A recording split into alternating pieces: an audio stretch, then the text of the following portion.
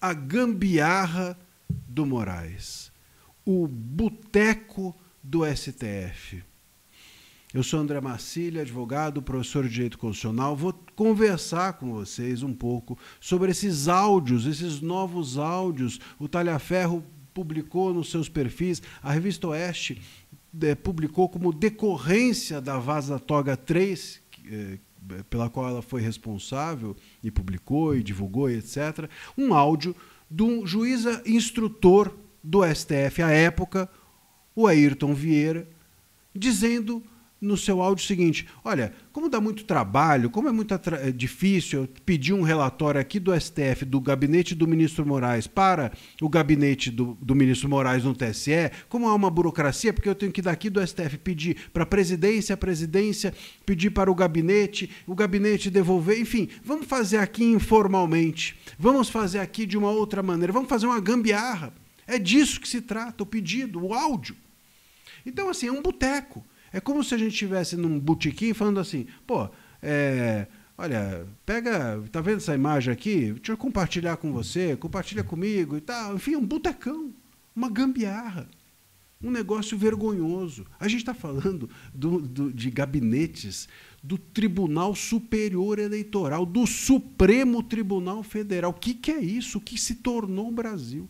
O que essas pessoas fizeram com esses tribunais, e ainda dizem que estão salvando a democracia. É um troço olha, não é fácil da gente não ficar louco.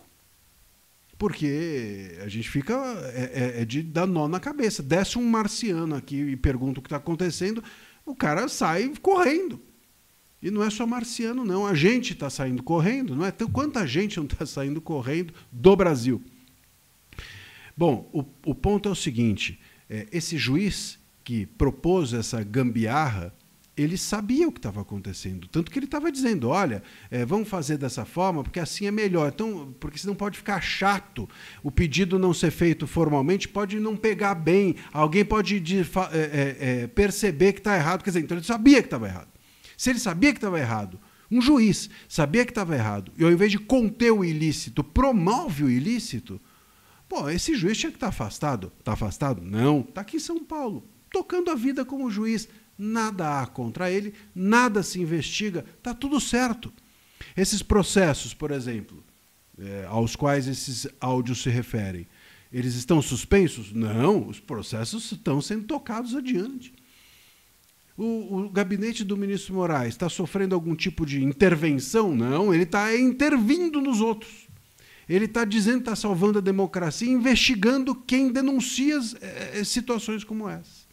Como, por exemplo, o Talhaferro. Então, assim, a gente está num Brasil que é uma maluquice completa. Né? Aquele que devia ser investigado, investiga. Aquele que devia ser julgado, julga.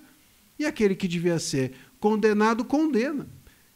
E os fatos parece que, enfim, são só fatos, que a gente está aqui falando do Pequeno Príncipe, parece que a gente entra aqui para falar da Constituição e eu estou falando de uma ficção. Parece que a gente conta os erros e gambiarras e o tratamento dessas pessoas em relação a formalidades, a leis. Parece que a gente está aqui simplesmente inventando moda, falando qualquer coisa, não é?